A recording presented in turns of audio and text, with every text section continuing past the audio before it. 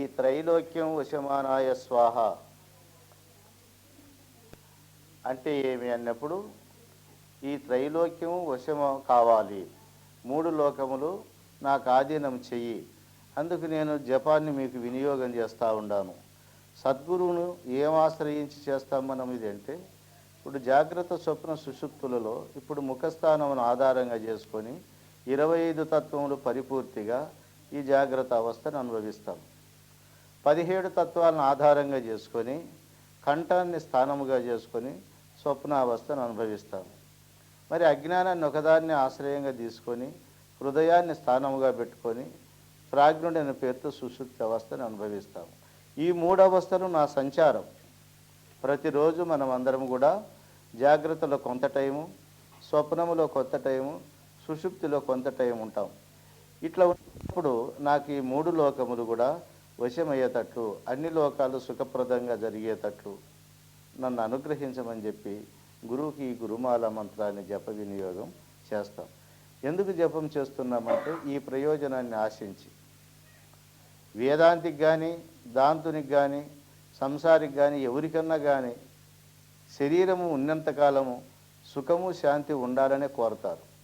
ఎవరికి కానీ నాకు వేదాంతి కోరడం తప్పు కదా, కోరికలు మంచివి కాదు కదా, ఇవన్నీ కూడా బయట ఇతరులకు చెప్పడమే కానీ లోపల మాత్రం అందరికి కూడా సుఖము శాంతి కావాలనేదే ఉంటుంది. అందువలన భావాన్ని ఆంతర్యముగా అర్థం చేసుకొని మంత్రాన్ని జపం చేసేటప్పుడు ఏది సిద్ధించాలి, ఏది ఉండాలన్నప్పుడు ఇది. ఇట్లా గురుమాల మంత్రం యొక్క రహస్యాన్ని ఇన్ని రకాలుగా సర్వదేవత వశీకరుడుగాను, సర్వారిష్ట వినాశకుడుగాను, సర్వమంత్ర ఛేదకుడుగాను, త్రైలోక్యములలో మనములను వశమాన స్వరూపుడై మనల్ని కంటికి రెప్పలాగా కాపాడేటువంటి ఆ దివ్యశక్తిని తప్పకుండా స్మరించాలి. ఆ మంత్రము నుండి నీకు మన అధికారం ఎంతవరకు పెరుగుతుందో, ఎంతవరకు దాన్ని మనం అనుభవిస్తామో ఆ అధికార తారతమ్యాన్ని బట్టి మనలో కూడా కోరిక ఉదయిస్తుంది. ఈ రకంగా రాగా యథార్థ జ్ఞానం మన హృదయంలో పుట్టినప్పుడు ప్రపంచమును విచారించి ఈ ప్రపంచమనే బంధమును దాటేదానికి మనస్సు అప్పుడు అంగీకరిస్తుంది. కాబట్టి అప్పుడు జన్మరహిత విధానం కావాలన్నప్పుడు ఆయనే నిజగురు రూపం ధరించి, నాయన ఇట్లా భ్రమిస్తే జన్మలు ఇట్లా కనపడతాయి, ఇదిగో ఈ భ్రమ తీసేస్తే జన్మరహిత స్థితి ఇట్లా ఉంటుంది అని ఆ యొక్క పరమరహస్యాన్ని గురుస్థానమును అధిరోహించి చెప్పి శిష్యులను సర్వసందేహరహితం చేస్తాడు. కాబట్టి అటువంటి గురుమంత్రాన్ని అన్ని కాలాలలో, అన్ని అవస్థలలో, అన్ని జాతుల వారు కూడా జపించాలి. పేర్లు ఏవి పెట్టుకున్నా సృష్టి ఒకే వస్తువుది కాబట్టి ఆ గురుతత్వాన్ని మినహాయించి ఏ సృష్టి లేదు కనుక ఏ మతస్థుడు కానీ, ఏ మార్గస్థుడు కానీ, ఏ సిద్ధాంతము కానీ వాడు ప్రతి ఒక్కరికి కూడా సుఖశాంతులు అవసరమే కనుక ఈ గురుమంత్రాన్ని జపించి సిద్ధి పొందాలా. అట్లా సిద్ధి పొందేటువంటి విషయాన్ని దీనికి ఈ మంత్రంలో ఉన్నది. ఇట్లా గురుమాల మంత్రం యొక్క జపాన్ని, సిద్ధిని అది ఎట్లా అర్థం చేసుకోవాలనేటువంటిది విన్నారు. ఇక గురుగీత ప్రారంభమవుతుంది. ఈ గురుగీత ధర్మాలను కొంచెం ముందు విన్నారు, అయినా కూడా క్రమ పద్ధతిగా చెప్పాలి. మొట్టమొదటనే ప్రథమ అధ్యాయాన్ని ప్రారంభిస్తూ అచింత్య అవ్యక్త రూపాయ నిర్గుణాయ గుణాత్మనే సమస్త జగదాధారమూర్తయే బ్రహ్మణే నమః. ఇక్కడ అచింత్యము, అవ్యక్తము, నిర్గుణము, గుణాత్మము ఇటు కలిగి సమస్త జగత్తుకు ఆధారముగా ఉండేవాడు గురుస్వరూపము. గురుస్వరూపం అంటే ఏమో ముందు బ్రహ్మతత్వాన్ని నిర్ణయించి తర్వాత దాన్ని పొందే విధానాన్ని చెప్పడం గీతల యొక్క ధర్మం. గీతల యొక్క ధర్మము ఎందుకు పెద్దలు తమ శిష్యులకు బోధించినారంటే ఇటువంటి ప్రయోజనాన్ని ఆశించే ఆ యొక్క ధర్మాలను ప్రబోధించినారు. ఇప్పుడు అచింత్య అవ్యక్త రూపాయ, చింతించేకి వీలు లేనటువంటిది.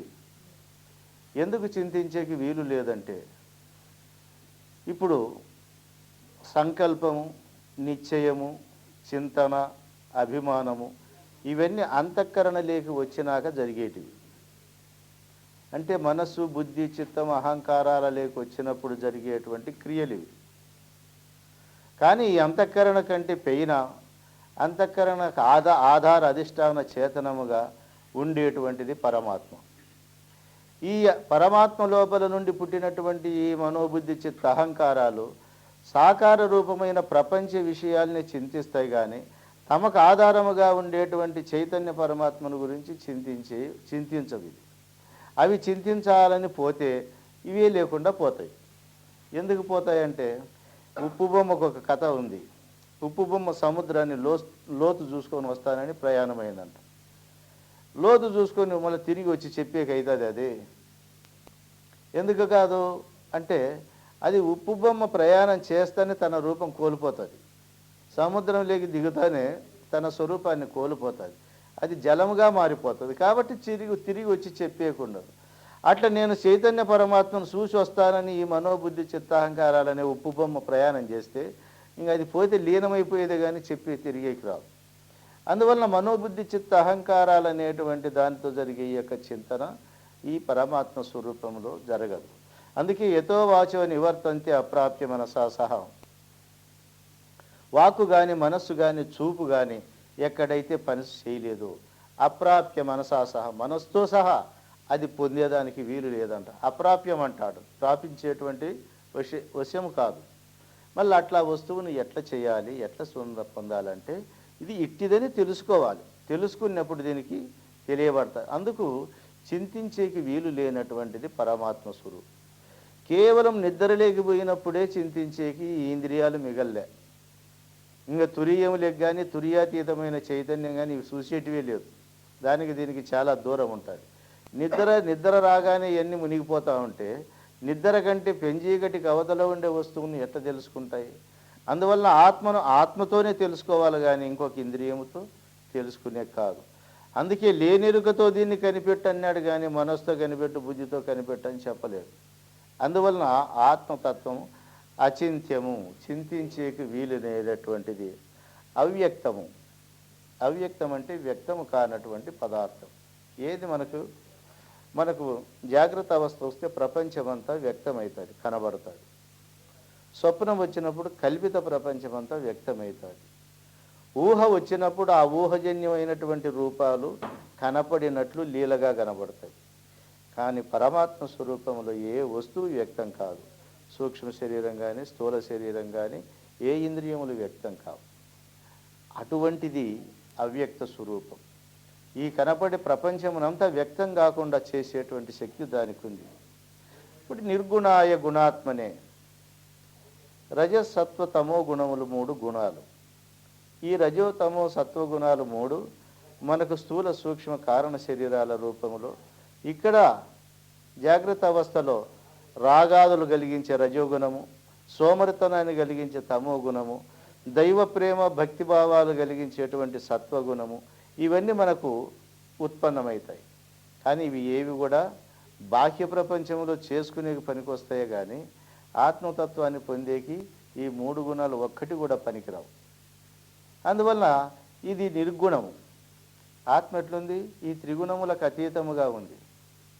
మరి గుణాత్మనే. ఆ యొక్క చైతన్యం సత్తా లేనిది ఈ గుణాలు పనికే రావు, పనే చేయలేవు, జడములు అవుతాయి. అప్పుడు ఈయన గుణాత్మకమవుతాడు.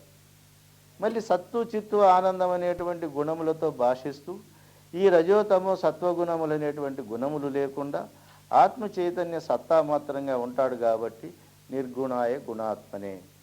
అటు చూస్తే నిర్గుణుడుగా ఉన్నాడు, ఇటు చూస్తే గుణాత్మకంగా ఉన్నాడు.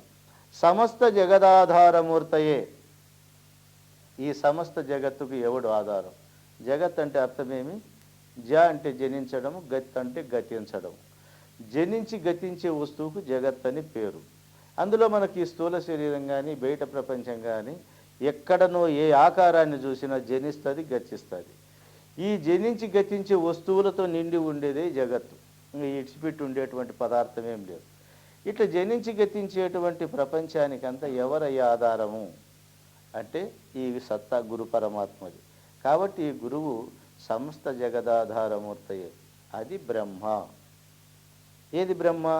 మనకు బ్రహ్మం అనేటువంటి యొక్క పదం ఎప్పుడు వస్తుంది అంటే ఇప్పుడు గురువు అనే స్థానాన్ని చెప్పినప్పుడు అన్నిటికంటే ఏది పెద్దదో అది గురువు. కానీ దానికంటే ఇంకొకటి పెద్దది ఉండకూడదు. చిన్నవి ఎన్నైనా ఉండొచ్చు, లఘువులు ఎన్నైనా ఉండొచ్చు, కానీ గురువు మాత్రం అదొక్కటే ఉండాలి. అట్లనే బ్రహ్మం అనే పదార్థం ఎప్పుడు తెలియబడుతుంది దీని లోపలంటే ఈ జగత్తులన్నీ ఈ గతించిపోయేటి జనించేటువంటి స్థూల సూక్ష్మ కారణ శరీరాలన్నీ కూడా ఎప్పుడైతే లయించిపోతాయో అప్పుడు మిగిలినటువంటిది బ్రహ్మ. అందుకే బ్రహ్మకు నిర్గుణత్వాన్ని ఇచ్చినారు. ఈ వస్తువును ముందు నిర్ణయించినారు. మంగళాశాసనం ఇది. నమస్కార పూర్వకంగా మొట్టమొదటనే నిజమైన చైతన్య బ్రహ్మమును నిర్ణయించి దానికి నమస్కరించి అట్లా గురుగీతను పొందే గీతములు, ఆ గురుధర్మాన్ని పొందే గురుగీత గీతములు ధర్మాలు మరి ఎవరు చెప్తారు అంటే తెలిసినటువంటి వాడు చెప్పాలి. అందుకే సూత మహాప్రాజ్ఞ నిగమాగమ పారగా గురుస్వరూపమస్మాకం బ్రూహి సర్వ మలాపహం. ఓ ప్రజ్ఞ కలిగినటువంటి ఓ ప్రాజ్ఞుడా, ఓ సూత మహర్షి, నిగమాగమ సాగర, నీకు నిగమాగమములు వేదాంగములన్నీ కూడా తెలిసినటువంటి వాడివి. ఇప్పుడు ఆగమ నిగమములను ఎందుకు చెప్తారంటే అది ప్రాచీన ఋషులు మన కొరకు కష్టపడి చేసిన ధర్మాలవి. అందుకే వేద ధర్మాన్ని ప్రమాణంగా తీసుకున్నారు. ఇట్లా వేద రహస్యములన్నీ తెలిసినటువంటి వాడు. గురుస్వరూపం అస్మాకం, మా కొరకు గురుస్వరూపాన్ని బ్రూహి చెప్పుమా అని చెప్పని సర్వమలాపహం, మాలో ఉండేటువంటి మలములు పాపములన్నీ హరించే నిమిత్తమయ్యి ఈ గురుగీతా ధర్మాలను ప్రబోధించమని చెప్పని అడుగుతారు. అంటే ప్రాజ్ఞ కలిగిన వాడంటే ఇక్కడ బాగా తెలిసినటువంటి వాడు, గురుస్వరూపం బాగా తెలిసినటువంటి వాడు. ఏ భ్రాంతిలో తగులుకున్న గురుస్వరూపుడు కాదు. నాకు మోక్షం కావాలి, నేను ధ్యానం చేస్తా, నేను భక్తి చేస్తా, నేను దేవతలను ఆరాధిస్తా, నేను యజ్ఞయాగాదులు చేస్తా, నేను వేదాలను అధ్యయనం చేస్తా, వీడు గురువు గారు అంటే లఘువేయుడు. ఇవన్నీ చేసేటువంటి వాడు ఇంకా గురుస్వరూపానికి రాలేదన్నమాట. గురువు ఎప్పుడైతాడు? ఈ అన్ని తరగతులన్నీ దాటిపోయిన తర్వాత స్వస్వరూపం చక్కగా తెలిసి సర్వసందేహ రహితుడయి నిర్మల చిత్తుడై, ఒకరు వచ్చినా రాకపోయినా, ఒకరు వినాలనే కోరిక కానీ చెప్పాలనే కోరిక కానీ లేకోకుండా నిర్మలంగా ఉండేటువంటి స్థితి పొందినవాడు ప్రాజ్ఞుడు. ప్రాజ్ఞుడు అంటే అనర్గళంగా ఏటివన్నా చెప్పేవాడని కాదు. ప్రాజ్ఞుడు అంటే నిజము తెలిసి నిలకడగా ఉండేవాడు. మనకన్నీ తెలుస్తానే ఉంటాయి కానీ నిలకడ ఉండదు. ఎందుకంటే ఒక మహానుభావుడు బ్రహ్మాండంగా చెప్తానంట, ఏ శాస్త్రం ఉన్నా ఎత్తుకొని వాంచి పారేసేది, దిక్కు లేకుండా చెప్పేవాడు. ఈయన ఏది అభిమానించినాడు, ఏ దాన్ని ఈయన నమ్మినాడు, ఏ దాన్ని చెప్పగల స్థిరంగా పెట్టుకున్నాడు అని చెప్పానని ఈయన జాతి మతం ఏమిటిదోనని చెప్పి అర్థం చేసుకోవాలని ఒక ఆయన కోరిక పుట్టిందంట. ఎట్లా మహాత్ముని జాతి కులాన్ని అభిప్రాయాన్ని అడిగేది అని చెప్పానని ఆయన బాగా భోజనం చేసి పండుకున్న తర్వాత ఒక నిప్పు ఆలకాగులోకి తీసపోతా కాలికి తగిలిస్తుందంట. తగిలిస్తానే అల్లా అని లేచినట్టు పేకి ఓ తెలిసింది స్వామి సంగతి. బయట మన కొరకు ఈ ధర్మశాస్త్రాలు అన్నీ చెప్తాన్నాడు కానీ లోపల స్వామికి తెలిసిందే ధర్మం ఇది అనుకున్నాం. ఆ రకంగా మనకు ఒక నిర్ణయం, ఒక పద్ధతి తెలిసినప్పుడే ఇది బోధపడుతుంది. అందుకు ప్రాజ్ఞుడు అంటే ఎవరు అన్నప్పుడు ఇట్లా ఆత్మానాత్మ విచారం బాగా చేసి ఆత్మస్వరూప స్థితుడై సర్వ సందేహ రాహిత్యుడై అన్ని కోరికలు ఉడిగి విరజుడై రజోగుణము లేనటువంటి వాడై పరమధర్మాలను నమ్మినటువంటి వాళ్ళు ఆశ్రయించినటువంటి వారికి చెప్పేటువంటి వాడు ప్రాజ్ఞుడు. అందువలన అటువంటి ప్రజ్ఞ కలిగినటువంటి ఓ సూత మహర్షి ఆ గురుతత్వము మా కొరకు వినిపించమని చెప్పానని అడుగుతారు. ఇల్లు ఎవరు? సవనకాది మహర్షులు. ఇప్పుడంతా ఎక్కడ చూసినా ఇట్లే ఉంటుంది. శృతుల అర్థము తెలిసిన వాడు సూతుడు, వినాలని కోరిక ఉండేవాళ్ళు శ్రవణాధికారులు. సవనకాదులు అంటే శ్రవణం చేసేటువంటి వారు. ఇది ఇట్లనే మనకు వ్యవహారం జరుగుతుంది. యస్య శ్రవణ మాత్రేన దేహి దుఃఖ విముచ్యతే. ఏది శ్రవణం చేసిన వెంటనే ఈ జీవుడనేవాడు దుఃఖము నుండి విడువబడతాడో ఏన మార్గేణ మునయ సర్వజ్ఞత్వం ప్రపేదిరే. ఏన మార్గేణ మునయ, మననశీలులైనటువంటి మునులు ఏ మార్గాన్ని తెలుసుకొని సర్వజ్ఞత్వమైనటువంటి దాన్ని పొందగలుగుతారో అటువంటి దాన్ని యత్ప్రాప్య న పునర్యాతి నర సంసార బంధనం తథావిధం పరం తత్వం వక్తవ్యం అధునాత్వయా. యత్ప్రాప్య న పునర్యాతి, ఏ దాన్ని పొందిన తర్వాత నపునర్యాతి, మళ్ళా పునర్జన్మకు రాడో, మళ్ళా పునరావృత్తి పద్ధతికి రాడో. అట్లా నర సంసార బంధనం, ఈ సంసారం అనే బంధనము తొలగి నిజస్థితిని పొందుతాడో అటువంటి గురు రహస్యాన్ని ఓ సూత మహర్షి నీ నుండి వినగలిగాల, నీ నుండి వినాలని చెప్పని మేము అనుకుంటున్నాము అని చెప్పని. ఎట్లా ఉండాలా? వినయ విధేయతలుగా ప్రశ్నలు వేసే విధానము, ఆ ప్రశ్న అక్కరగా ముఖములో కనపడాలి, అడిగే విధానము ఉండాలి. ఇది నీకు తెలుసునేమో చెప్పు అనేది, చెప్పిన తర్వాత స్వామి ఆ స్వామి ఇట్లా చెప్పి మీరు ఇట్లా చెప్తారు అనేది, చెప్పినని మనసు ఇరగొట్టేటట్టుగా మళ్ళీ మాట్లాడేది. ఇగో ఇట్లా అటువంటి రహస్యాలు ఉంటాయి ఈ శిష్యుల్లో. అట్లా అడిగేవాడిని చూస్తే ఏం చేస్తారు?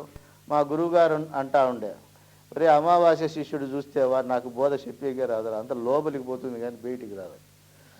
ఈ అమావాస్య మకాలంటే ఎట్లా అంటే అయిష్టముగా వినడము, చెప్పిన దాన్ని ప్రేమగా అంగీకారం చేసుకోకపోవడము, ఏం చెప్పి రాడులే నాకు ఇంటికాడ పని ఉందిలే అన్నట్లుగా ముఖం పెట్టడం. వీళ్ళు కనపడ్డారనుకో నాకు బోధ చెప్పేకి రా సుబ్బరాయుడు అనేది. ఎట్లా అంటే ప్రసన్న వదనుడుగా ఉండాలి. కృష్ణదేశికులు ఎట్లన్నారు? చంద్రుడు ఉదయం పొందిన సింధువు చెలరేగినట్లు.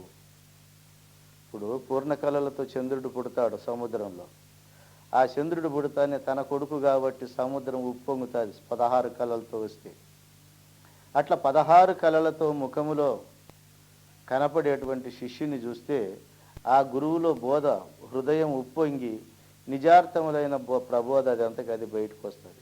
అట్లా లేకోకుండా చూడు పాడ్యం నాటి విదయనాటి చంద్రునికి సముద్రం ఉప్పొంగదు, కడాసారికి దశమి నాటి చంద్రునికి కూడా అది ఉప్పొంగదు. అది పున్నమ నాటి చంద్రుని చూస్తే అట్లా ఉప్పొంగుతుందో అట్లా అక్కరగా వినేటువంటి వారిని చూస్తేనే అది వచ్చేది. అందుకు సూతుని ఇటువంటి దివ్యమైనటువంటి ప్రశ్నలు వేస్తున్నారు. అట్లా ప్రశ్నలు వేసి అడిగినప్పుడు ఆ సూతుడు కూడా చెప్తాడు, నాయన ఓ మునీశ్వరులారా, మీరందరూ పరమశ్రద్ధతో మిక్కిలి సంతోషముతో నాలెప్పుడు. పరమశ్రద్ధ ఉండాలి, మిక్కిలి సంతోషం ఉండాలి. అందుకే వాక్పూర్ణం సహనం ఆప్యాయం భద్రం కర్ణేభిరేవచ. సహనం ఆప్యాయం ఉండాలి. బోధ యందున ప్రేమ ఇష్టం ఎక్కువ ఉండాలి. అట్లా విన్నప్పుడే బోధపడుతుంది అన్నమాట.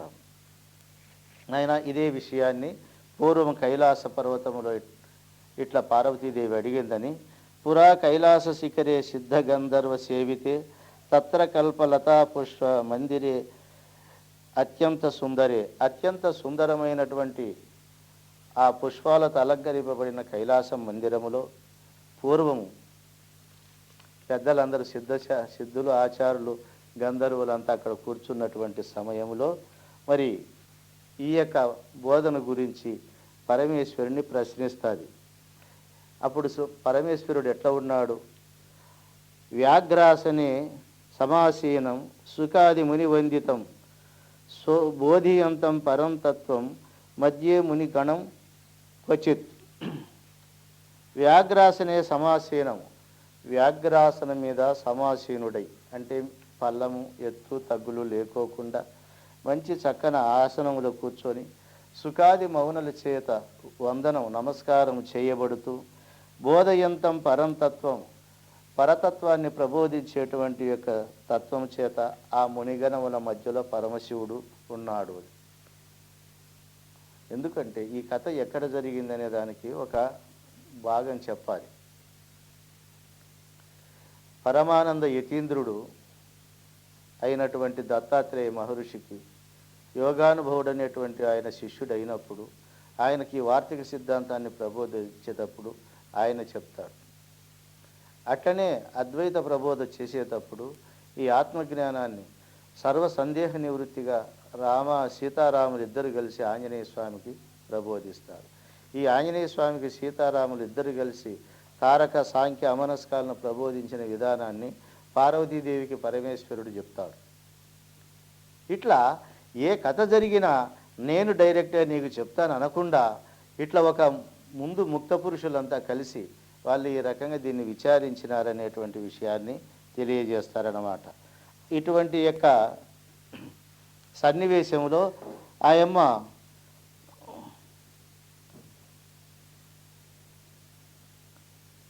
అట్లా చేరవనున్న మహర్షి వర్యులను సర్వదా నమస్కరించినట్టు మహేశ్వరుని గాంచి మిగుల ఆశ్చర్యమును పొందినదై వినయముతో గూడుకొనిన పార్వతీదేవి పరమ ప్రీతితో ప్రశ్నించుచున్నది ఆయన్ను, పరమేశ్వరుడు. ఇటువంటి సన్నివేశముల భర్తను చూసి, ఓం నమో దేవదేవేశ పరాత్పర జగద్గురో త్వాం నమస్కుర్యతే భక్త్య సురాసుర నరసదా.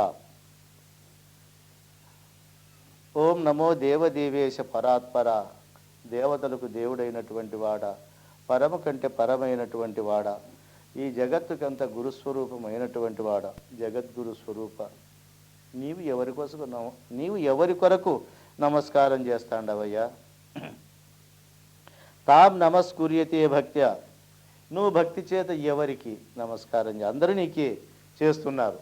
సురులు నరులు దేవతలు అందరూ కూడా మీకే నమస్కారం చేస్తూ ఉండారు. ఇటువంటి మీరు ఎవరికి నమస్కారం చేస్తూ ఉండాలని చెప్పనని అడిగి, ఇది నా మనస్సులో సందేహముగా ఉన్నది, తెలుసుకోవాలనేటువంటి కోరిక ఉన్నది.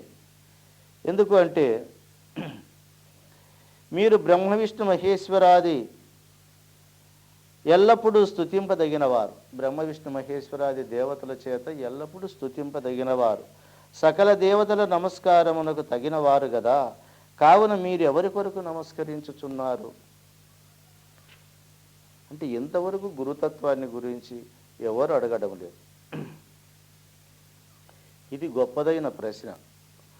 పరమేశ్వరుడు ఎవరికి తెలపకుండా తనలో తాను గుట్టుగా దాచుకొని, తన భావములోనే కాకుండా తన అవయవాల క్రియారూపంలో కూడా ఆ గురు పరమాత్మకు నమస్కారం చేస్తూ, గురువున్న దిక్కకు నమస్కారం చేయమని ఉంది. అందుకే ఎవరు ఆరాధించే దేవుడు ఏ మూలను ఉన్నాడో ఆ మూలకు తిరిగి నమస్కారం చేస్తారు. అట్లా గురువుకు ముందర వెనకల ఇరు పార్శ్వములందు కింద మీద ఆయన ఉన్నటువంటి ప్రదేశానికి ముఖమని చెప్తారు. అట్లా గురుతత్వం తెలిసినవాడు కాబట్టి తనకు ఆకారం కనపడకపోయినా ఈ క్రియారూపంలో నమస్కారం చేసేటప్పుడు ఈ మా రూపాన్ని చూసి పార్వతీదేవి ఈ ప్రశ్న వేస్తాడు. ఎందుకు అంటే, మనమే దేవదేవుడని నమ్మినవాడు ఇంకొక దేవునికి నమస్కారం చేస్తానంటే ఆ దేవుడు ఎట్టివాడో తెలుసుకోవాలని చెప్పాడు. ఎందుకంటే ఈ దేవత భక్తి ఉంది, క్రమేపీ అంతస్తులుగా పోతుంది. ఒక చిన్న ఉపమానంగా చెప్తాను దీంట్లో. ఒక ఆయమ్మ పెద్ద షావుకారి బిడ్డ, ఆయమ్మకు మహా ఆత్మాభిమానం కలిగినటువంటిది. పెళ్లి చేసుకోమంటే ఆయమ్మ ఒక మాట చెప్తుంది, నాయనా అందరూ ఎవరికి నమస్కారం చేస్తారో వాళ్ళకి చేసుకుంటా నేను, అందువల్ల నా మొగుడు ఇంకొకరికి చేయకూడదు నమస్కారం, అట్లా అవన్నీ చేసుకుంటాను. అట్లయితే ఏమి ఆ పల్లెటూరులో ఏం చేసి పెద్ద జమీందారు ఈయన, ఆ ఊర్లో అందరూ ఎస్ఐకే నమస్కారం చేస్తారు, ఎవరికి ఎస్ఐ నమస్కారం చేయడు. అప్పుడు ఈయన చూసినాడు, అడుగమ్మ సొడి మన ఊరంతా ఆయనకే నమస్కారం చేస్తా ఉండేది, ఇంక ఆయన ఎవరికి చేయడు. అట్లయితే ఆయనకే ఇచ్చి చేయలేరని ఇంకా ఎస్ఐకి పెళ్ళి మాట్లాడినాక ఇంకా డిఐజీ ఐజీ వీళ్ళంతా వచ్చినారు. వస్తానే ఈయన పెళ్లి పీటల్లో పైకి లేచి వాళ్ళకు నమస్కారం చేస్తానే నేనేం చెప్పినాడు, ఆయన ఎవరు మళ్ళీ నా మొగుడు ఇంకొకరు చేయకూడదు, ఇదిగో ఈయన కూడా నమస్కారం చేస్తున్నాడు, వీళ్ళందరితో ఆయన నమస్కారం చేసుకుంటున్నాడు, ఆయనకి ఇచ్చి చేయమన్నాడు. సరే అప్ప నా బిడ్డ కోరిక ఇది అని చెప్పాను. ఆయనకు మళ్ళీ ముహూర్తం పెట్టి మళ్ళీ పెళ్లి సంబంధం మాట్లాడేళ్ళకి మళ్ళీ ఆయనకు మినిస్టర్ వచ్చినాడు పెళ్ళికి. మినిస్టర్ వస్తే ఆయన లేచి నమస్కారం కొట్టాడు. అయ్యయ్యో ఈయన పెద్దోడు అనుకుంటే ఈయన కూడా అట్లా వాడేనని చెప్పని, నాయన నాకు ఆయనకి ఇచ్చి చేయండి. సరే పాపం అట్లనే అన్నాడు. మినిస్టర్కి పెళ్లి చేస్తానే రాష్ట్రపతి వచ్చినాడు పెళ్ళికి. రాష్ట్రపతి వస్తాను ఈయన దిక్కు చూసి నమస్కారం చేసినాడు. అయితే ఆయన వద్దునైనా నాకు ఆయనకి ఇచ్చి చేయండి. సరే రాష్ట్రపతికి మళ్ళీ ముహూర్తం పెట్టినాడు. ఎందుకంటే నా బిడ్డ కోరిక ఇదేం కాదు, నా బిడ్డ అభిమానవతి, అందరూ తన మొగిలికే నమస్కారం చేయాలా, తాను ఎవరికి చేయకూడదు. ఆ రాష్ట్రపతి పెళ్లికి వాళ్ళ గురువు వచ్చినాడు. గురువు వస్తే నేను లేచిపోయి సాష్టాంగ పడినాడు. అయ్యో నాకు ఈయన వద్దునైనా ఆ గురువు గారికి ఇచ్చి చేయండి. ఈ గురువు గారు కూడా మళ్ళా పూజ పెడతానే ఆ దేవునికి నమస్కారం చేస్తానే నాయన వీళ్ళంతా నమస్కారం భక్తులే, వీళ్ళు దేవతలు కాదు, పూర్తి అందరితో వందనం చేసుకునేవారు కాదు, ఇదిగో అందరితో ముక్కించుకుంటానంటే ఆ దేవుణ్ణే నేను చేసుకుంటాను. అంటే ఇది ఎట్లా పోయింది అంటే కథ వినేకి వేరే రకంగా ఉంటుంది, కానీ భావం ఎట్లుంది, అన్నిటికంటే ఉత్తమమైనటువంటి యొక్క దానికి పోవాలా. అందుకే ఇప్పుడు ఈ పార్వతీదేవిది కూడా సేమ్ ఇదే భక్తిగానే కనపడుతుంది రొంత. ఎందుకంటే దేవతలందరూ కూడా నీకే నమస్కారం చేస్తా అంటే మీరెవరి కోసం చేస్తానరే చెప్పండి, ఆయన నేను కూడా ప్రేమిస్తాను, నేను ఆయన్ను నేను తెలుసుకుంటాను, ఆయన యొక్క స్థితి ఏమో నేను కూడా అనుభవిస్తానని చెప్పనని ఈ పార్వతీదేవి దీన్ని మాట్లాడుతుంది అన్నమాట. అందువలన నమస్కార కర్మను గాంచి నాకు మిగుల ఆశ్చర్యము కలుగుతున్నది. అట్టి ప్రణామమునకు కారణము ఏమిటని నేను ఎరుంగజాలకున్నాను. కావున ఓ స్వామి, పరమదయతో నీ విషయము నాకు చెప్పమని చెప్పని పార్వతీదేవి అడిగింది. అప్పుడు భగవన్ సర్వధర్మజ్ఞ వ్రతానాం వ్రతనాయకం బ్రూహిమే కృపయా శంభో గురు మహాత్యముత్తమం. భగవాన్ సర్వధర్మజ్ఞ, సర్వధర్మములో తెలిసినటువంటి ఓ దేవా, ఓ భగవంతుడా, వ్రతానాం వ్రతనాయకం, ఈ ఉపాసించదగినటువంటి వ్రతాలన్నిటిలో కూడా నాయకుడైన వ్రతం ఏది, ఈ దేవతలందరి చేత ఉపాసింపదగినటువంటి వ్రతం ఏది, అట్లా బ్రూహిమే కృపయా శంభో, ఓ శంభో, ఓ భగవంతుడా, నాకది చెప్పు. అది గురు మహాత్యం ఉత్తమం, గురు మహాత్మ్యము శ్రేష్టమైనటువంటిది, ఉత్తమమైనటువంటి యొక్క ధర్మము నాకు ప్రబోధించమని చెప్పని ఏం అడుగుతుంది. అందుకే దానికి ముముక్షత్వ ధర్మాలు వంట పట్టిన తర్వాత ఇంకా వేరేది రుచించకుండా ఇదే ఉంటుంది. కృష్ణ రుక్మిణి సంవాదంలో కూడా రుక్మిణీదేవికి తీవ్ర మోక్షేచ్ఛ కలిగినప్పుడు నా భర్త ఎప్పుడు వస్తాడా, ఎప్పుడు అడుగుదునా, ఏమి ఇంకా ఈ సూర్యుడు పొద్దు మునగలేదే, ఇంకా ఎంత టైం ఉందో ఏం కథో, ఈ శరీరం అశాశ్వతమైంది కదా, నేను పొందదగినది పొందుతానో లేదో, నా భర్త నాకు అడిగితే చెప్తాడో చెప్పడో, నీకెందుకు ఆడదానికి నీకేం తక్కువ ఉంది అని బెదిరించి నన్ను అసమ్మతి చేస్తాడో ఏమో, ఇవన్నీ చింత చేస్తూ ఉంటుంది ఆయమ్మ. ఎట్టకేలకు పొద్దు మునుగుతానే అంత ఆనందమవుతుంది. భర్త రాగానే ఒక్క పరిచారికలతో సేవకులతో సేవ చేయనీదు, తానే అన్ని సేవలు చేస్తుంది, అన్ని ఆదరణలు ఆమె చేస్తుంది. మరి పడకటింటికి పోయిన తర్వాత మొక్కి అడుగుతుంది, ఏమి ఎవరికి లేని బుద్ధి నీకు ఇప్పుడు పుట్టింది, ఏమి తక్కువ నీకు 8 మంది భార్యల్లో నువ్వే పెద్ద భార్యవు, నీకు 7 వారాలు సొమ్ములు ఉన్నాయి, కొడుకులు ఉండారు, ధనధాన్య ఐశ్వర్యములు ఉన్నాయి, ముక్తి నిస్సారమైనది అదేంటికడే నీకు, సారవంతమైన ప్రపంచములు దీంట్లో కొరకే కదా అందరు కష్టపడి సస్తాండేవి, అవన్నీ నీకు సమృద్ధిగా ఉన్నాయి కదా, ఎందుకు పుట్టింది నీ కోరిక అని చెప్పని అంటాడు.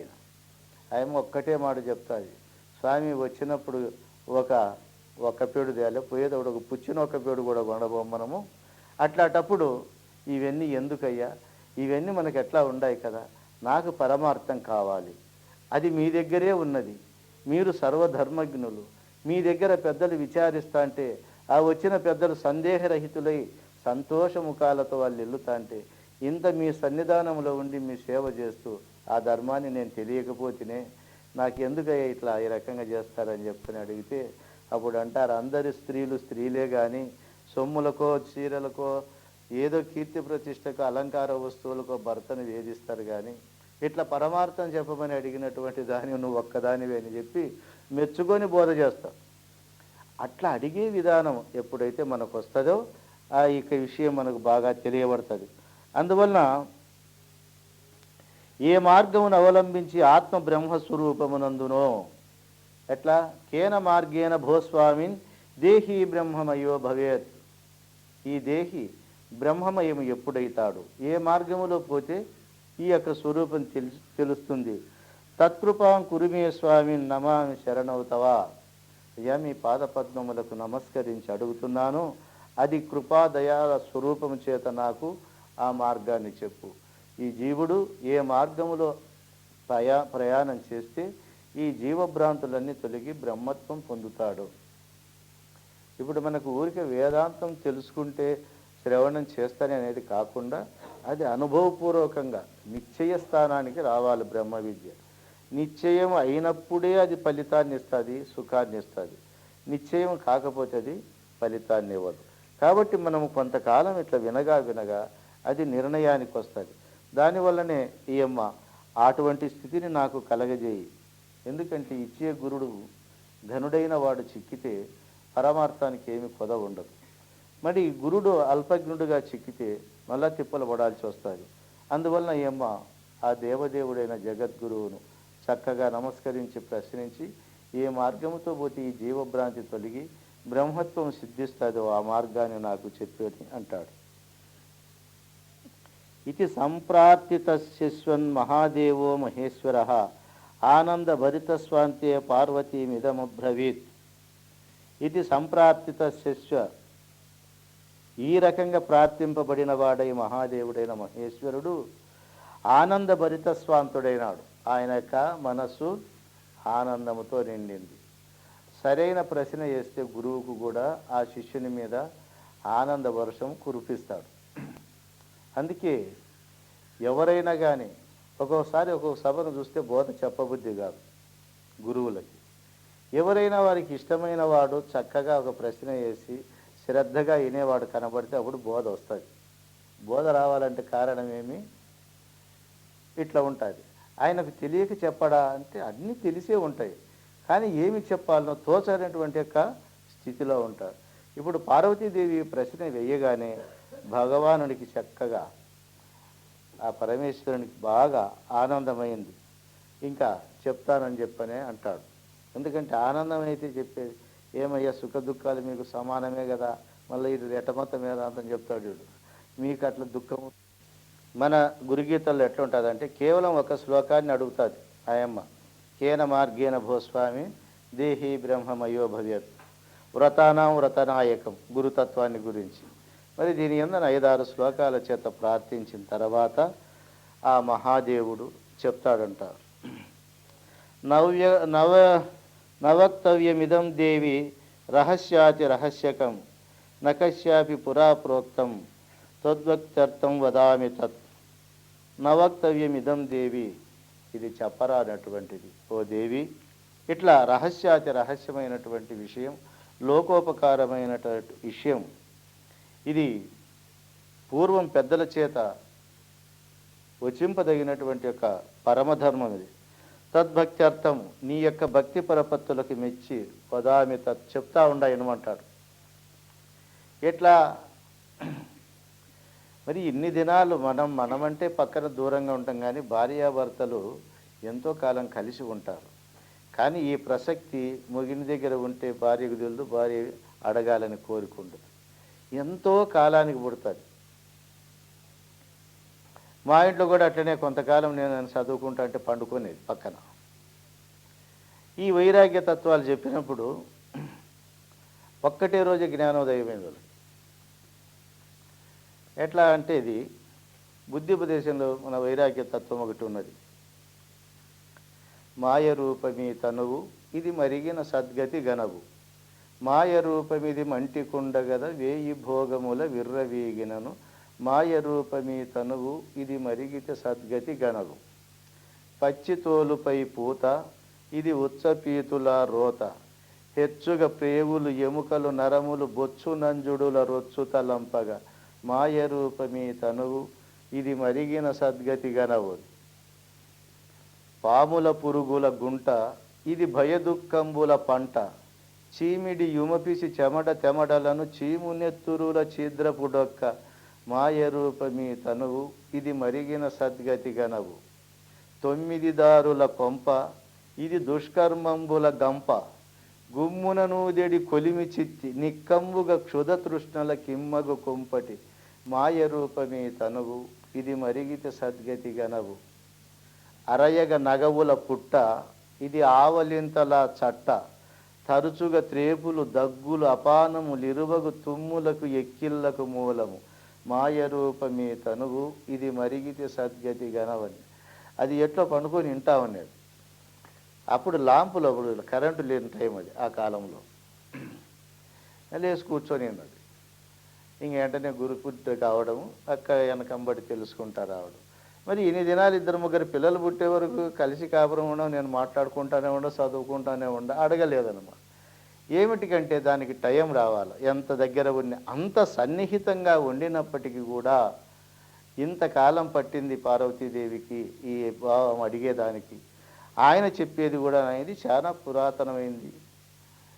నవక్తం అనర్హులకు చెప్పరా అన్నటువంటిది. మరి ఈనాడు దీన్ని నువ్వు ప్రశ్నించినావు కనుక నీకు చెప్తానని చెప్పి, నీవిప్పుడు ప్రశ్నించిన విషయం రహస్యములకు అన్నింటిలోనూ మిగుల రహస్యమైనది కావున అనేది ఎవరికిని వచింపదగదు. మరియు దీని ఇదివరకు ఎవరికిని చెప్పి ఉండలేదు ఈ రహస్యాన్ని. అయినను అట్టి నిగూఢ తత్వమును నీ అత్యంత భక్తిని ఉద్దేశించి పలుకనారంభించుచున్నాను. అటువంటి యొక్క పరమ రహస్యమైనటువంటిది నీ యొక్క భక్తి ప్రపత్తులను గురించి చెప్పినాం. వాటి గురుగీతలు అంతవరకు ఎవరికి ఏది ధర్మాలు అట్లా చెప్పుకుంటూ పోయినారు, కానీ ఒక గురుగీత ధర్మాన్ని గ్రంథరూపము చేసి ఒక క్రమ పద్ధతిగా చెప్పినటువంటిది ఇంతవరకు ఎక్కడ లేదు. ఈ గురుగీత ఉదయించిన తర్వాత మిగతాయి పుట్టినాయి.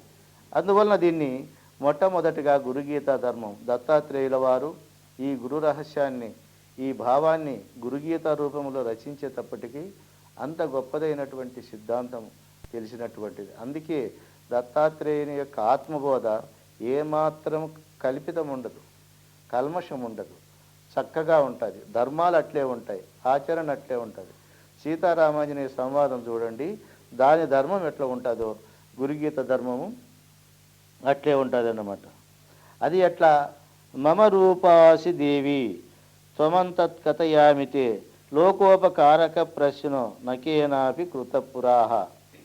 ఇక్కడ మొట్టమొదటినే చెప్తున్నాడు, అర్ధనారీశ్వరుడు పరమేశ్వరుడు అని కాదు. ఎవరు దీన్ని వింటారంటే మమ రూపము, నా రూపము పొందేవారు, నా రూపం అయ్యేటువంటి వారు, అయినటువంటి వారే దీన్ని పొందుతారు. మిగతా వాళ్ళు పొందలేరు. గురువు దగ్గరికి పోయి వాళ్ళకి ఏమై ఉండాలా?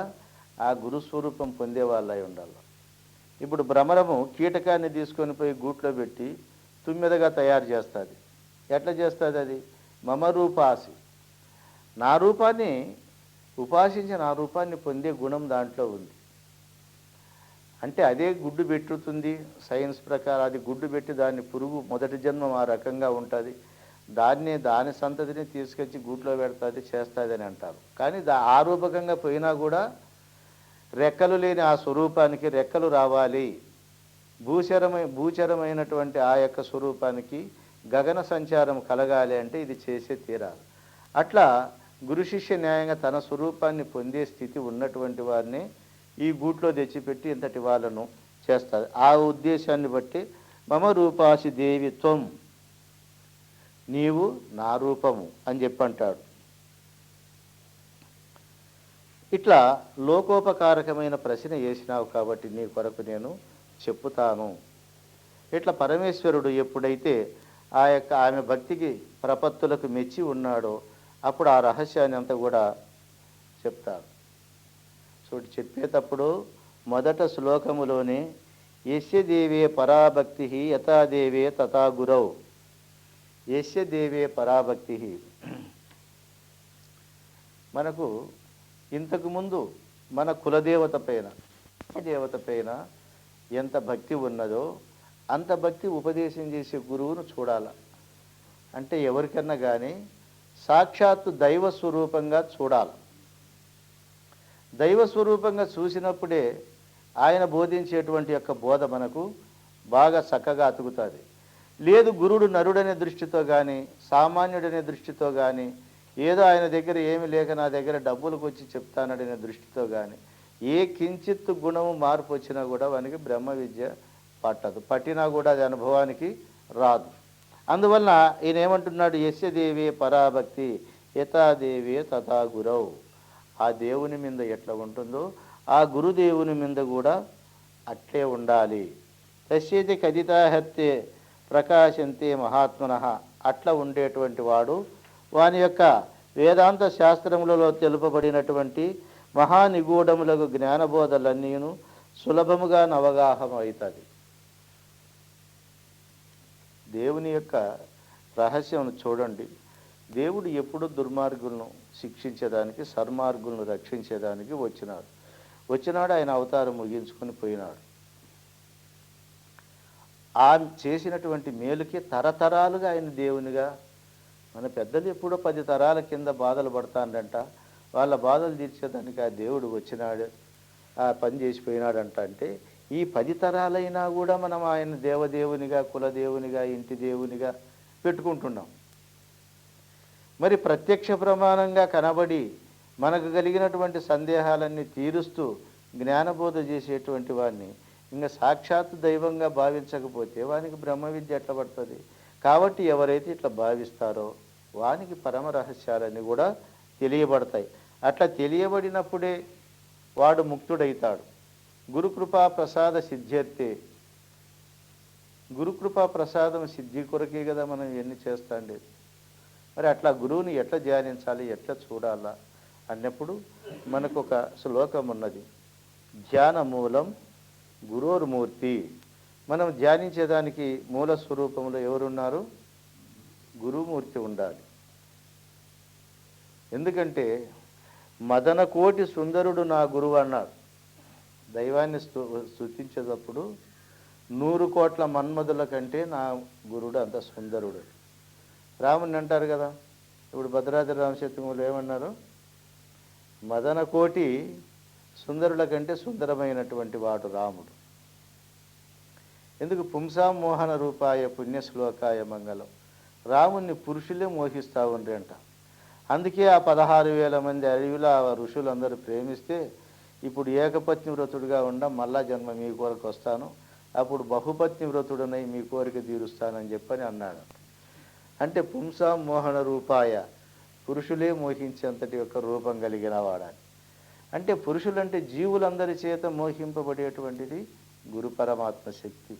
ఇప్పుడు ప్రతి ఒక్కరికి కూడా ఆత్మయందు ప్రేమ చేతనే అన్ని ప్రేమిస్తున్నారు. కాబట్టి అందరి చేత ప్రేమింపబడే వస్తువు చైతన్యమైన గురు పరమాత్మే. అందువల్ల ఆయన ఈ పురుషులైన జీవులందరితో కూడా మోహింపబడేవాడు. అటువంటి యొక్క గురుస్వరూపాన్ని బాగా ఎవరైతే దైవరూపంగా భావిస్తారో వానికి ఇవన్నీ తెలియబడతాయి. యో గురు సశివ ప్రోక్తో యశివ స్వగురు స్మృత వికల్పం ఎస్తు కురువీత సనరో గురుతల్పగ. మనకు ప్రబోధ చేసినటువంటి గురుడు సాక్షాత్ పరమశివుడే, అన్యము కాదు. అటువంటి యొక్క గురువును స్మరిస్తే పరమశివుని స్మరించినట్లే.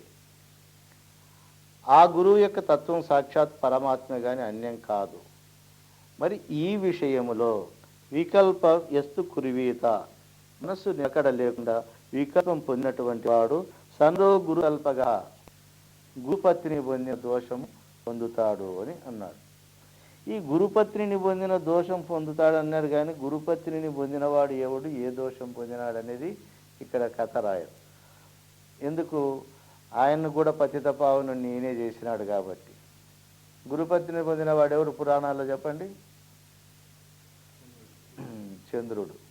చంద్రుడు గురుపత్నిని పొందిన దానివల్ల గురుశాపానికి గురి అయినాడు. ఎందుకంటే బృహస్పతి ఇంట్లో సేవ చేసే చంద్రుడిని పెట్టిపోతే ఈయన ఎప్పుడు జపము తపము యజ్ఞాలు యాగాలు అని చెప్పుకుంటా ఆశ్రమాలు దేవాలయాలు తిరుక్కుంటా కూర్చుంటే ఇంకా ఆమెకు సంతానం కనాలనేటువంటి కోరిక ఉండడం వల్ల ఇంకా అందముగా ఉన్నాడు కదా అని చెప్పి ఈయన్ని ప్రేరణ చేసింది. గురుపత్నిని ఎంత ఆడు దూరముగా ఉన్నా కూడా ఈడు ప్రేరణకు లోనైపోయి ఈమె ప్రేరణకు వాడు భ్రష్టుడైనాడు. భ్రష్టుడైతేనే వచ్చి విద్య కోసం నా దగ్గరికి వచ్చిన అన్నే నాకే ద్రోహం చేసినామని ఆయనకు శాపం పెట్టినాను. అంటే ఎట్లా? కుష్ఠిరోగిగా, క్షయరోగిగా. అందుకు ఆయన శాపం పెట్టిన తర్వాత చంద్రునికి క్షీణకళలు వృద్ధి కళలు రెండు వెంటవన్నీ.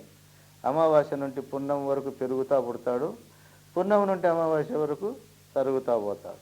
అంటే ఇట్లా పాపపుణ్యాల చేత బంధమోక్షాల చేత ఆ చంద్రుడు ఎట్లా బాధలు అనుభవిస్తాడాడో ఈ గురుధర్మానికి వ్యతిరేకంగా గురువు కంటే అన్యముగా చూసినోనికి ఇదే తిప్పలు వస్తాయి. అంటే మళ్ళా మనం పోయి చంద్రుడు ఆకాశంలో ఉంటాము, చల్లదనంగా ఇస్తాము, ఇట్లా కోరికలు కాదు.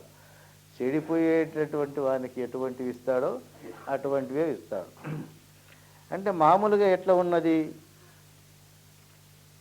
పురాణంలో ఇంకొక రహస్యం ఉన్నది. గురువు భార్య ఎవరు అంటే గురువుకు భార్య బ్రహ్మ విద్య. ఈ బ్రహ్మ విద్యను ఎవడు పొందుతాడు అన్నప్పుడు ఎవడు గురుసేవకుడు చేస్తాడు వాడే కదా పొందుతాడు, ఇంకొకటి పొందాడు. అంటే అది భార్య అనే పదం కింద వాడితే ఇబ్బందికరంగా ఉంటుందనే ఉద్దేశం చేత బిడ్డ అంటే బ్రహ్మ విద్య గురుదేవుడికి బిడ్డ లాంటిది. కాబట్టి బిడ్డను ఎవరికి ఇస్తాడంటే సరైనటువంటి వాడిని చూసి ఇస్తాడు. అంటే భార్యని ఇవ్వడం అనేటువంటిది జరగదు కదా, బిడ్డనైతే ఇతరులకు ఇవ్వచ్చుననే ఉద్దేశం చేత బిడ్డ అనేటువంటి పేరుతో పెట్టి దీన్ని ఇచ్చినారు.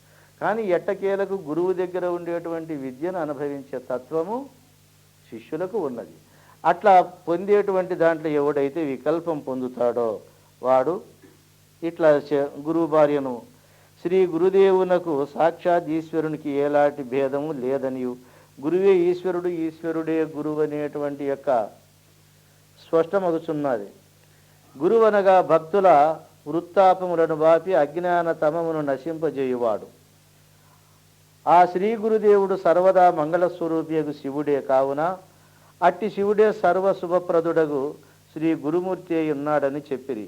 ఈ ప్రకారముగాక దేశికేంద్ర స్వామి వేరు, శివుడు వేరని ఏ జ్ఞానహీనుడు విరుద్ధముగా తలపెట్టునో అట్టి పాషాండు గురుతల్పగతుడు అగువాని గతిని తప్పక పొందునని చెప్పిన. అందువలన రహస్యము వేదములలో ఉండే రహస్యం ఇట్లయి ఉండగా దానికి వ్యతిరేకంగా ఎవడు నడుస్తాడో వాడు ఈ పతిత పద్ధతిని పొందుతాడు, పతితుడైతాడు అంటాడనమాట. దుర్లభం త్రిశులోకేషు తత్సృణస్వ వదామ్యహం గురు బ్రహ్మ వినానాన్య సత్యం సత్యం వరాననే. నాయన 3 లోకములలో శ్రేష్టమైనటువంటి దాన్ని చెప్పుతా విను. గురు బ్రహ్మ వినా, గురు బ్రహ్మత కాదనేటువంటి నాణ్య సత్యం సత్యం వరారనే గురువు కంటే పరమైన దైవం లేడు. ఇది సత్యము సత్యము సత్యము, ముమ్మాటికి సత్యము. ఎందుకంటే గురువు యొక్క తత్వాన్ని ముందు మీరు విన్నారు కాబట్టి ఆ గురువు ఈ శరీరం లోపల, ఈ సృష్టి లోపల, ఈ బయట కనపడే ప్రపంచం లోపల కనపడేటువంటి ప్రపంచం అంతా కూడా ఆ గురువుని చైతన్యం మీద ఆధారపడి ఉంది కాబట్టి దానికంటే అన్యమైనటువంటి దైవము 3 లోకాల్లో లేదు.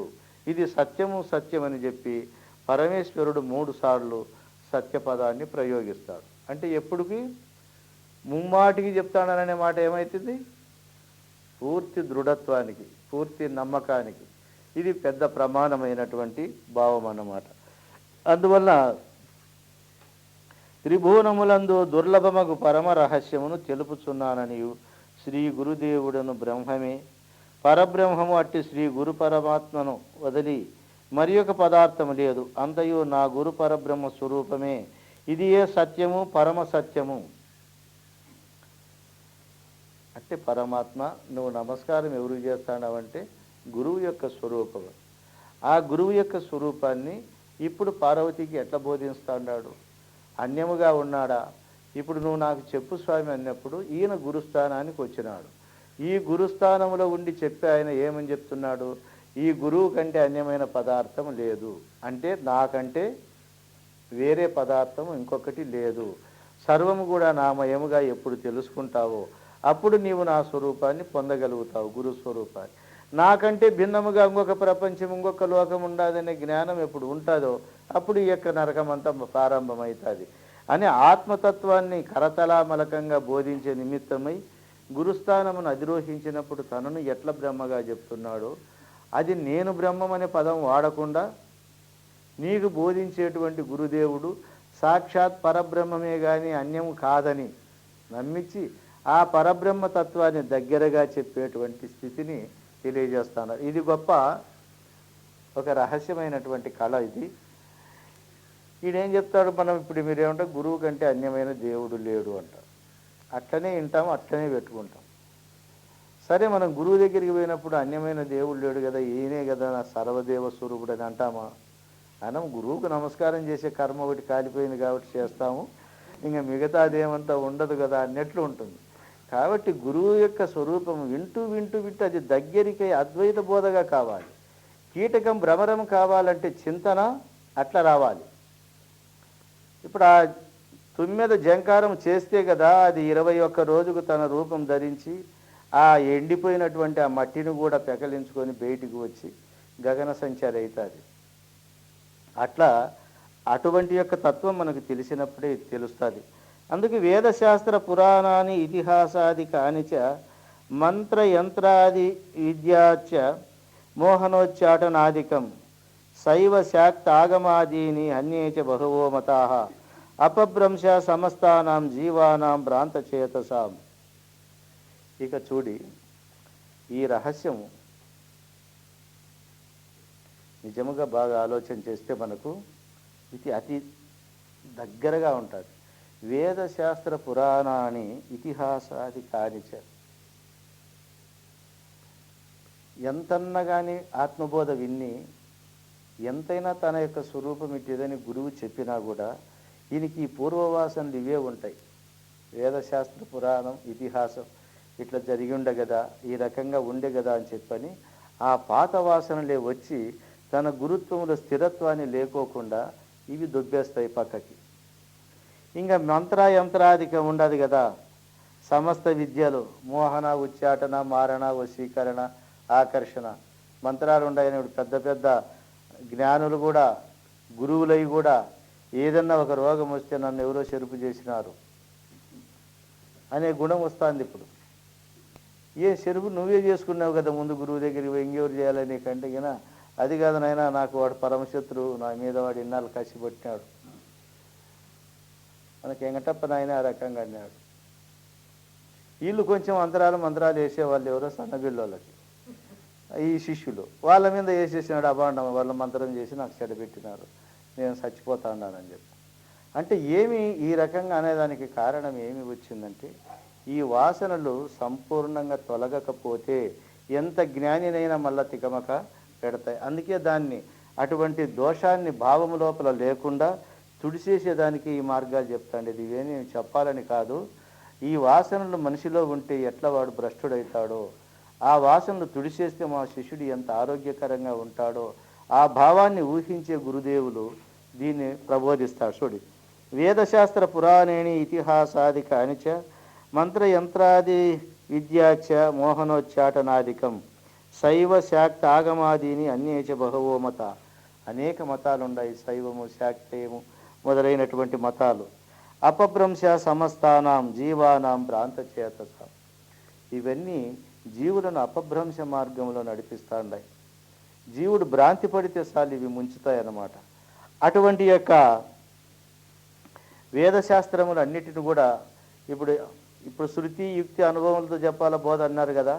ఏ చెప్పినా దీనికి శృతి ఎక్కడ ఉంది, యుక్తి ఎక్కడ ఉంది, అనుభవం చూపి అట్లా చెప్పకపోతే అది వేదాంతానికి విరుద్ధం, మేము ఒప్పుకోమనేటువంటి వాళ్ళు ఈ పొద్దుటికి కూడా ఉండాలి, వేదం చదివినటువంటి వాళ్ళు. ఏమయ్యా ఇవన్నీ ఎవరికి కావాలా? అదే బ్రహ్మానందగిరి వాదం చేసేటప్పుడు కేవలం వేదం కొరకు వాదించేవానికి కావాలా కానీ వస్తు నిర్ణయం అయిన తర్వాత ఇవన్నీ ఎందుకయ్యా అంటే కావాలవి అంటాడు. పరిపూర్ణం ఇదని చెప్పినాడు అనుకో, ఇంక దీనికి శృతి యుక్తి అనుభవం చెప్పమంటే ఎట్లా? ఇప్పుడు నేను సుబ్బరాయుడు అని అనుకో, దానికి శృతి యుక్తి అనుభవం చెప్పంట.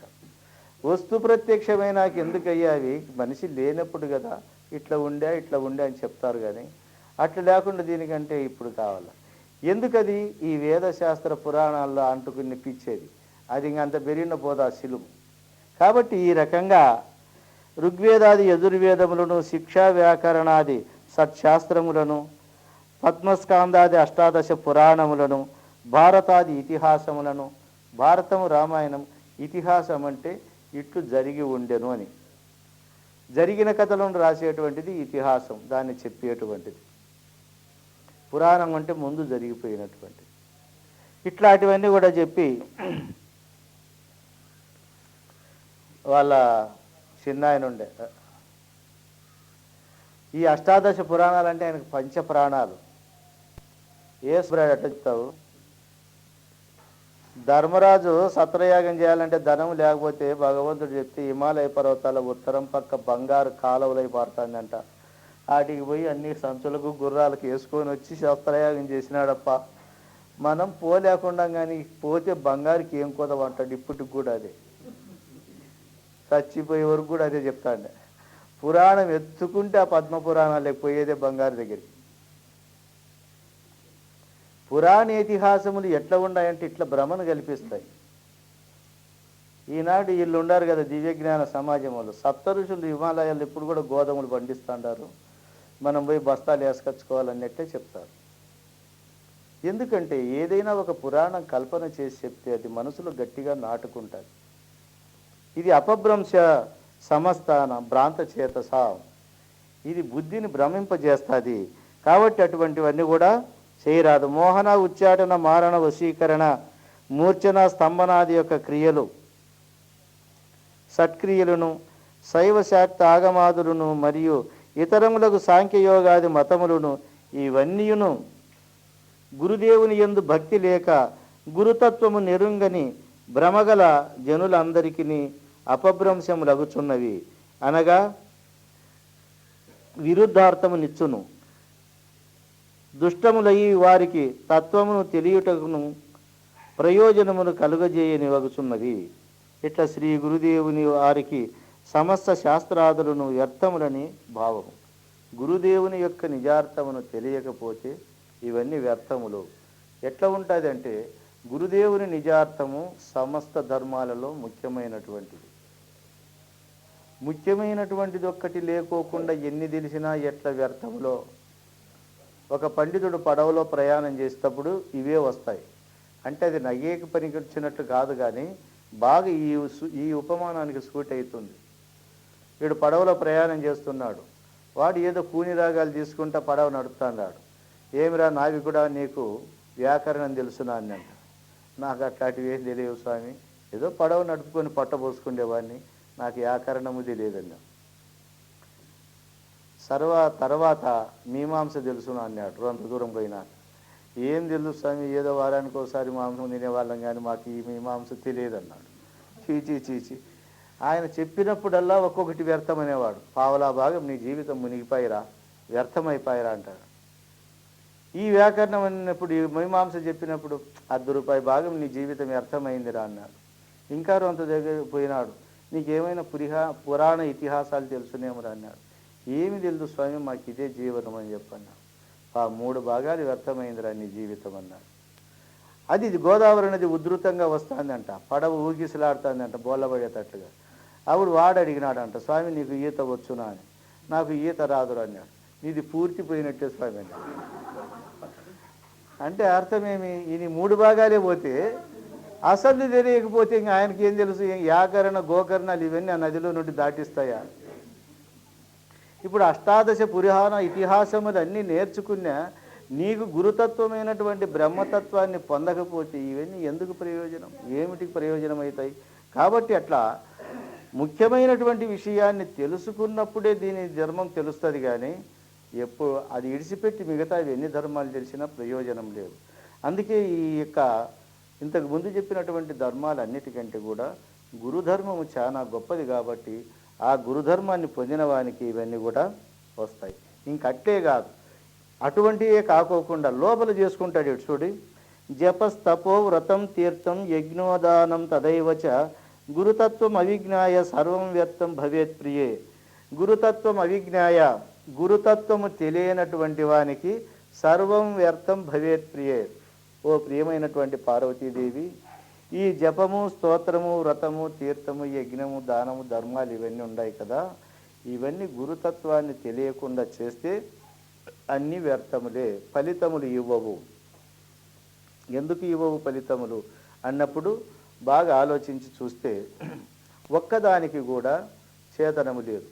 అన్ని జడభావాలతో నువ్వు ఆశ్రయించినావు. జపం ఎవరిని చేసినావు? తపస్సు ఎవరి కొరకు చేసినావు? ధ్యానం ఎవరి కొరకు చేసినావు? తీర్థాలు ఎవరిని గుర్తిరిగి చేసినావు? మంత్రాన్ని ఎవరి కొరకు చేపించినావు? చెప్పు మళ్ళా. దానికి ఏమైనా ఆధార ప్రాధాన్యత ఉందా? ఆ ప్రాధాన్యత లేనివి చేస్తే సర్వం వ్యర్థమే కదా. ఇది దూష్యము కాదు, అసూయతో చెప్పే మాట కాదు. నిజము తెలియక కాలం వృధా చేసుకుంటాండరే కానీ ఫలితం మాత్రము లేదు. అందుకే ఇట్లా జపస్తపో వ్రతం తీర్థం తపస్సు చేసినారు. మనకు పురాణాల్లో బ్రహ్మదేవుని గురించి తపస్సు చేసినట్లు, శివుని గురించి తపస్సు చేసినట్లు, విష్ణువుని గురించి తపస్సు చేసినట్లు, ఎంతో కాలానికి వాళ్ళు ప్రత్యక్షమయ్యి వీళ్ళ కోరికలు తీర్చినట్లు మనకు పురాణాలు రాస్తారు. అంటే ఇవి పురాణాలకు మాత్రమే సంబంధమా? అవి ప్రత్యక్షమైతే మనం అటువంటి చేయలేదా? మనకెందుకు ప్రత్యక్షం కాలే వాళ్ళు? నమ్మబలకడం వల్ల కాలం వృథా అయిపోయి జీవితాలు వ్యర్థమవుతాండయ్య కానీ ఈ యొక్క యథార్థం తెలిసినటువంటిది కాదు. అందుకే జపము కానీ తపము కానీ దాన్ని గురితెరిగి చేయాలి. నీకు లక్ష్యంలో ఒక వస్తువు రావాలి. జపం చేస్తున్నావు, అది గురూపదేశ మంత్రమై ఉండాలి. తపస్సు చేస్తున్నావు, లక్ష్యసిద్ధి ఉండాలి. నేను ఫలానా దాన్ని పొందేదానికి తపస్సు చేస్తాను. వ్రతం చేస్తున్నాం, ఇప్పుడు మనం గురుకల్ప వ్రతం చేస్తున్నాం, ఇది గురుగీత వ్రతం చేస్తాండాం. గురు రహస్యాలు ఏటివో, గురువు అంటే ఏమో, గురువు దగ్గర మనం తెలుసుకోదగిన ధర్మాలు ఏమో తెలుసుకునే చేస్తాన్నాం. ఇట్లా చేస్తే దీంట్కి ఫలితం ఉంది, కానీ అట్లా లేకోకుండా చేస్తే దానికి ఫలితం ఉండదు. అందువలన గురుతత్వం అవిజ్ఞాయ, గురుతత్వమును తెలియకుండా చేసేటువంటిది ఏవైతే ఉన్నాయో అట్లా సర్వం వ్యర్థం భవేత్ ప్రియే, ఈ సర్వము వ్యర్థము. ఎందుకంటే మూలము తెలియకోకుండా చేసేవాని ఫలితాలు ఇట్లా ఉంటాయి.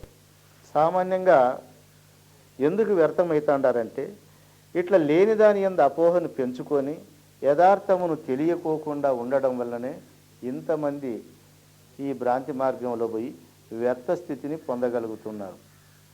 అందువల్ల మనము ఆ గురుతత్వమును చక్కగా ఆశ్రయించి చతుర్విధ సేవలు చేసి గురూపదేశం పొంది మనసులో వచ్చేటువంటి సందేహ విపర్యాయాలను పోగొట్టుకుంటూ మరి సంసారమును చక్కగా నెరవేర్చుకుంటూ సుఖశాంతులు ఎట్లు అనుభవించుకుంటూ ఇతరమైన విషయాలకు లోపల చోటు ఇవ్వకోకుండా నిర్మలంగా బతికేవానికి ఏవి కూడా ఉండవు. మనం ఎప్పుడైనా అత్యాశల చేత ఎట్లాంటి చేస్తే అవి కలుగుతాయని చెప్పని ఆ పొద్దు చెప్పిన పురాణాలే ఈ వరకు చెప్తున్నారు, కానీ మరి అప్పుడు నుండి ఇంతవరకు ఎంత భక్తులు లేవు.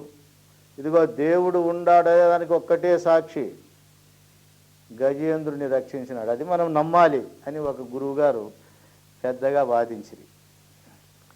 అంటే ఆ గజేంద్రునికి తప్ప ఇంకెవ్వరికి వద్దేమయ్యా ఆయన దర్శనం, నీకు నాకేం వద్దా, ఊరికి నమ్ముకుంటే చాలు. అంటే దేవుడు ఉండాడనే దానికి నమ్మకం ఏం, ప్రమాణం ఏమంటే నేను చెప్పిన అదే నమ్మాలా అని చెప్పాను అన్నాడు. అంటే గజేంద్రుడు భోంచేస్తే చాలా, మనకేం అన్నం అక్కర్లేదా? గజేంద్రుడు నిద్రపోతే చాలా, మనకు వద్దేమయ్యా? సకల జీవులకు ఉన్నది, కానీ కథారూపంలో వచ్చినటువంటిది గజేంద్రుడికి చెప్తే ఆయనకే సరిలే అని చెప్పి మనం సరిపెట్టుకుంటే మన మానవ జన్మ విలువలు ఏం కావాలా? మనం ఏ ధర్మాన్ని పొందినాము? కాబట్టి అట్లా ఒకటే కాదు, ప్రహ్లాదుని రక్షించినాడా, ద్రౌపదిని రక్షించినాడా, ధ్రువుని రక్షించినాడా, గజేంద్రుని రక్షించినాడా, ఎందుకయ్యే సాక్ష్యాలు అంటే వాళ్ళకేనేమయ్యా, మనకు వద్దా? మనకు ఆ రక్షణ